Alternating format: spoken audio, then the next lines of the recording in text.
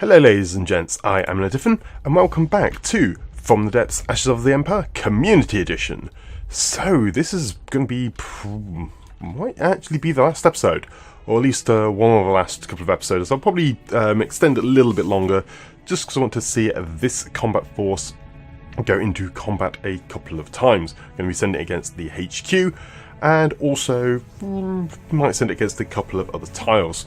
And some of these battles might actually last quite a while, and because of that, there might be a couple of episodes left in this LP.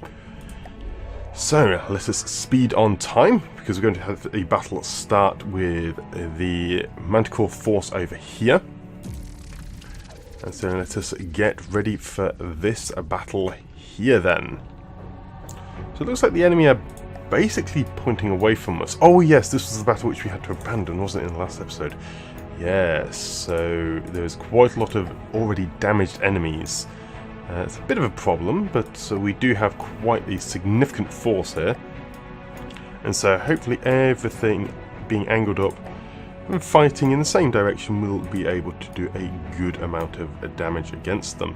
Though I will probably have a couple of small designs just over in this orientation, the AA tanks, because if they do manage to bring out, draw some fire away from the rest of the forces, that would actually be really quite handy.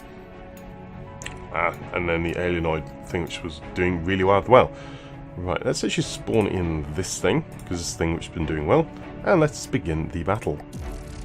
Right, so not everything has spawned in. This is a ridiculous sized battle, so let's just put it all the way up to the maximum. Over 120k blocks. It's really rather ridiculous. Got all the rhinos there, though they are damaged. And just absolutely huge stampede of bison. Yeah, this is going to be pretty messy and also very, very, very slow to start with. So, yeah.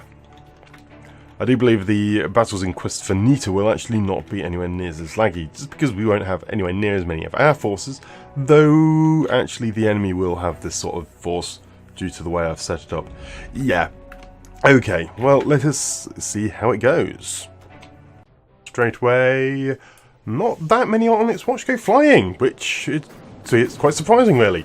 Though there is an absolutely colossal bombardment going straight towards one of our vehicles.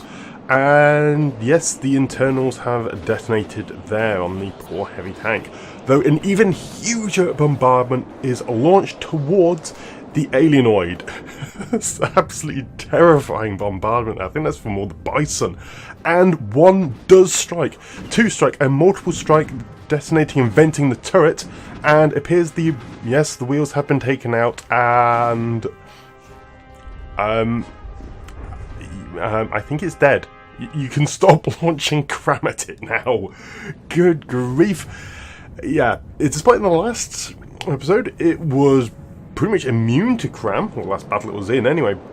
This time, that is not the case. And it seems that the next target is one Char-Chardon. No, it isn't Char-Chardon's design, but it looked like it was.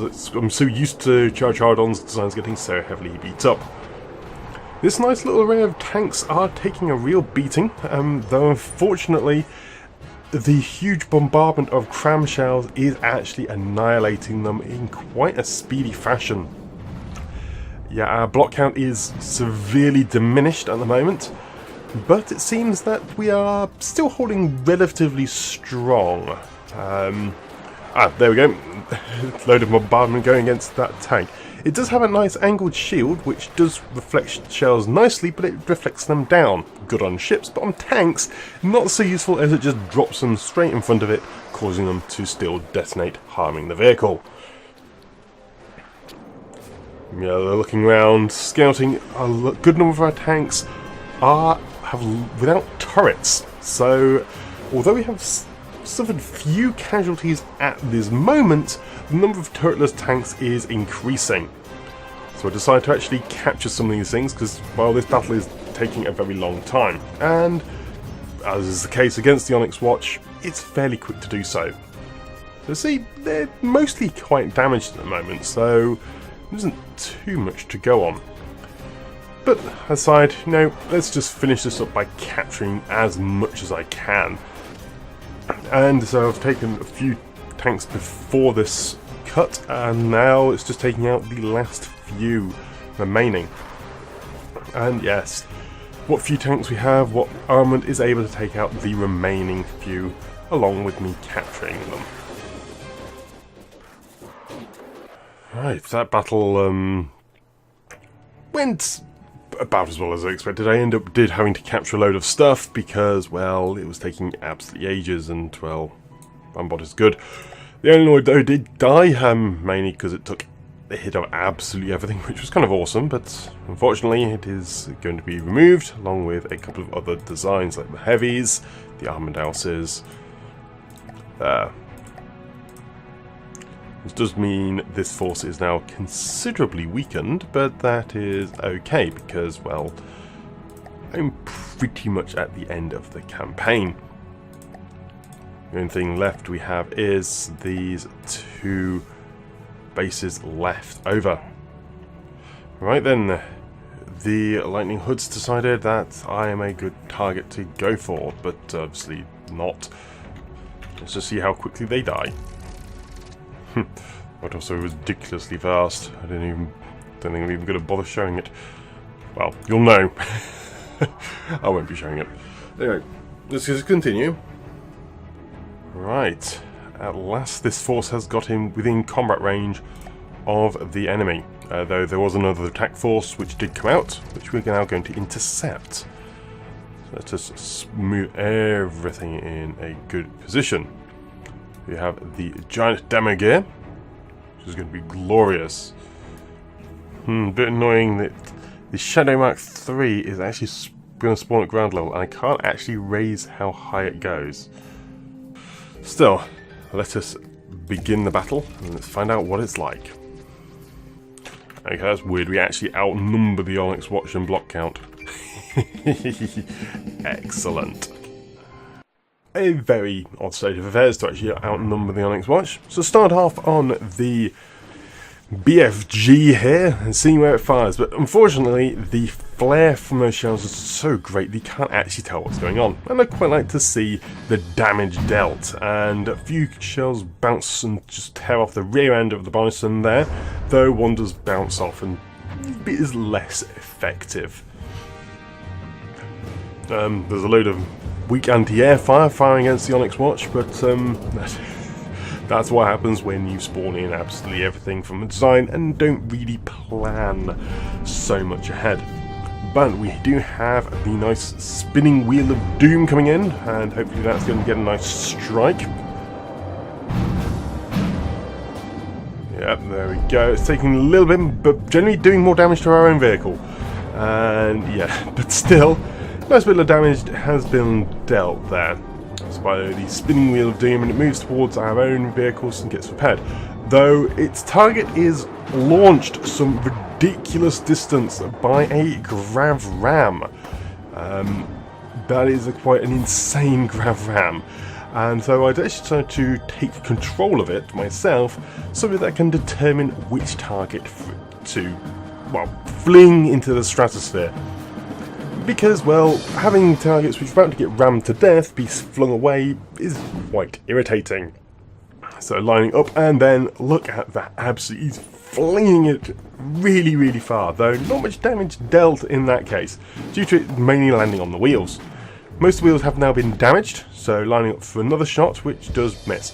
But a third shot flings it, and it shreds blocks across the landscape. So a very nice strike there.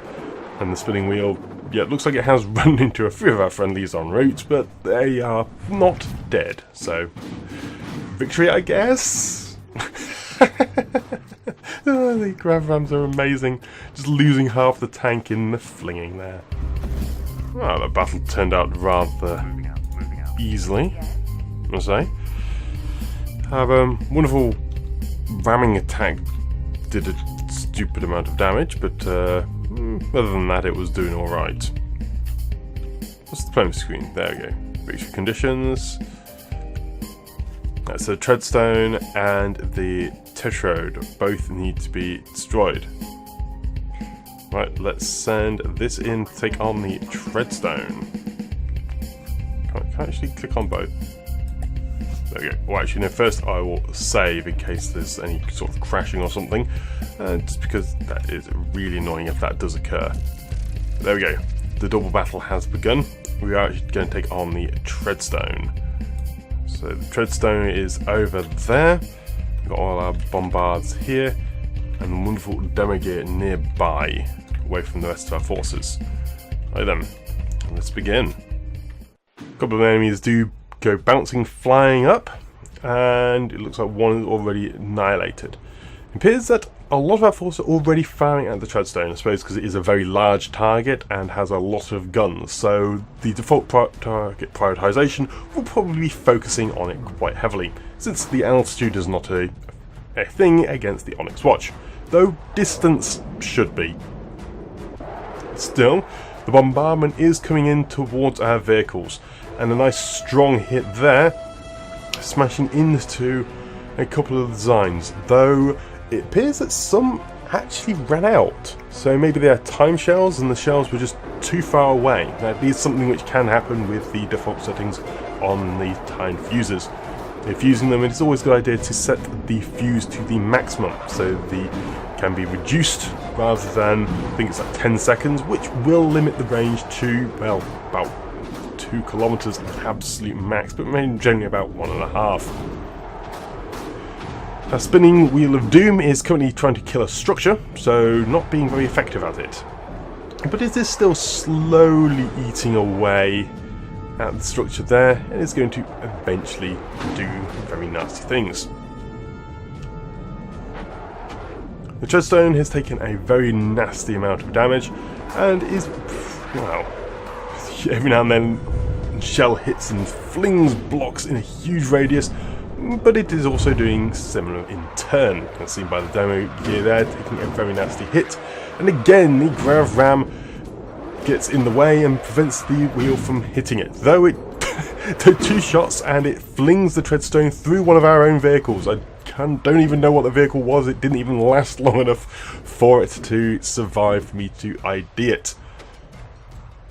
And there we go, it's grav ram again, hitting it on the side. And it is very shortly, yes, huge sections are being ripped off the Treadstone there. So it's quite the mess has been made of the Onyx Watch base vehicle there. Just looking around what is remaining. There is actually one Onyx Watch just sitting back. It pretty much avoided all destruction, though Grav Ram just struck it and did some very nasty things. There's a bombard there, but it's down to, now it is 2 damage, and so that 2 will be disintegrating, and also being flung around with a groundman for good measure. Right, so that is the Onyx Watch defeated there. In fact, what I'm going to do, I'm going to save the game as a new temp. So I'm saving the game as endgame here, because I am actually going to complete the LP. I'm going to take out the lightning hoods. I'm going to send down the Manticore rocket artillery and go from there, I think. In fact, can the lasers take out the fortress? I'm actually going to try it. Yeah, let's try this out. It's going to be weird, but we shall see how it goes. Well, it looks like most of the stuff hasn't actually spawned in, or didn't quite spawn on the ground. But this is the HQ unit, which also, it is still bugged, it's spawned underground. That's a bit of a shame. That was the reason why I didn't spawn it initially for so long. Well, it's sort of working. I'm not too sure if it's working as intended. Oddly enough, all of our lasers decided to fire directly at this house. Every single one. I don't know why. I'm wondering though, I think I might have set the target prioritization to attack small blocks, because this was mainly designed to take out air units and small fast things quickly. So it's probably taking out that rather than the vehicles which are in close proximity. Essentially, target prioritization incorrect. An awesome array of lasers just firing across there. And so thinking maybe I should try and control one of the vehicles or move towards the capturing, but no, what's the point? We're about to win. I don't need to capture anything. Still, I just jump on, just trying to line up and essentially aim it at certain things, though I'm having difficulty actually targeting, well, operating the main gun, so never mind. Let's just go back to observing the lasers tearing across the landscape towards the enemy base. So there are missiles being launched at us, but those missiles I think are actually out of range. There's the Tetroid, his the base there, and it is still surviving because everything is firing at these poor little housing. They now change their target and fire against the enemy laser. And this is actually in line with the base, so the base is going to be taking missing hits here and there, while the laser is getting completely torn apart.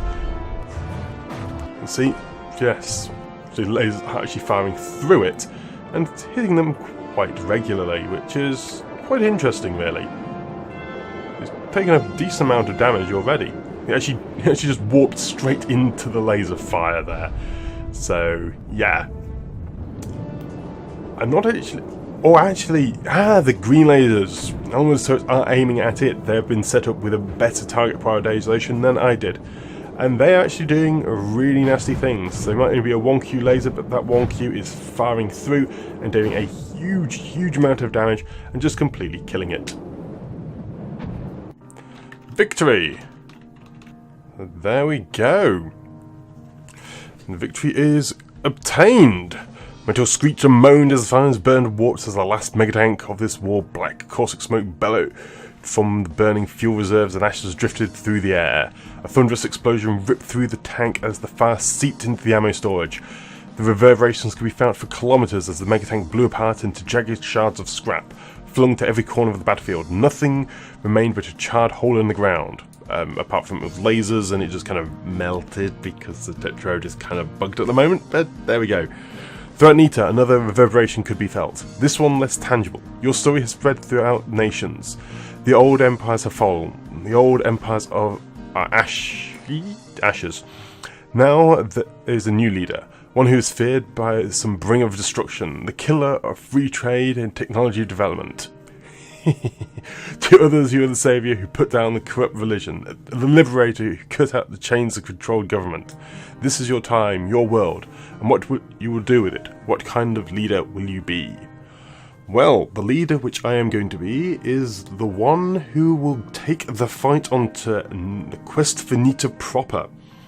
So I will be doing a short video later on about this. Actually, I might record it the same time as this, but it will be coming up at a slightly different point, and that is regarding the rules for the community Nita, another Nita playthrough, and it's looking to be quite interesting. I've had a few submissions so far, and there are some limitations. Just a quick roughly, it's going to be 15k per faction resource limit. So Deep Water Guard will be 15k, Onyx Watch will be 30k, White Flares 45k, etc, etc. So I am looking forward to that, but we will have to do that at some other point, because this Ashes of the Empire Community Edition has been completed. Thank you very much for watching. If you do wish to see some other fights, please do make a comment, and if you wish to have a look at any of the other units again, I will also gladly show them off again. But that is it for now, so thank you very much for watching this Let's Play of Ashes of the Empire playing with community forces. I am Diffin. Thank you very much for watching. Please check out the rest of my channel for more From the Depths videos and other games, but be sure to leave a like and or comment below, as it is always great to hear from you lot. But I shall see you next time. Until then,